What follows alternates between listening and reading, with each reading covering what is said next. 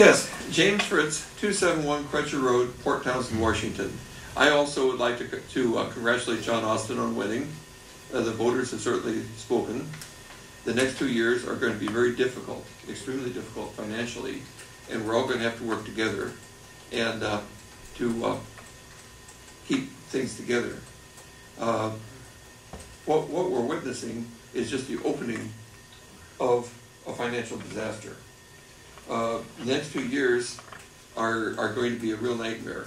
The next axe that's going to fall is in February, when we have to raise the national debt limit to 14, which is currently $14.4 trillion. And with a Republican-controlled Congress, it's doubtful whether they will.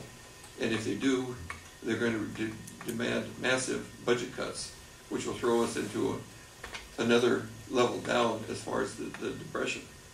And if they refuse to increase the national debt limit, then we'll default on our interest payments, and then we have a real nightmare on our hands. Interest rates will suddenly go up to $20%.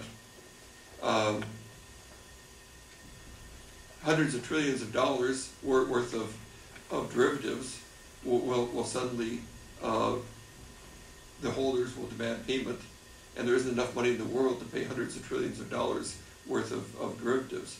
A derivative is a financial instrument based on another financial instrument. Like if Philip Morley took his $100 billion he's got squirreled away and invested it in 5-year government bonds at 2.5%, he could take out a derivative for probably $5 a thousand to guarantee that the interest rates wouldn't go up. And if they did, somebody else would pay him for the loss of revenue, which protects him. But the underlying assumptions are nothing catastrophic is going to happen, like the U.S. defaulting on their interest payments. So if that happens, hundreds of trillions of dollars worth of interest derivatives, credit default swaps, currency swaps are suddenly fail, and the holders demand payment.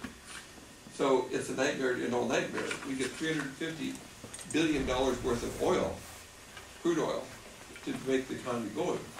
If we don't have any money and nobody will accept our money, then we can't import the oil. So how do we make our industrial economy go? So we're looking at a nightmare to end all nightmare, with the Republicans controlling the wheels to determine what's going to happen. It's not a pretty sight. So we're all going to have to work together.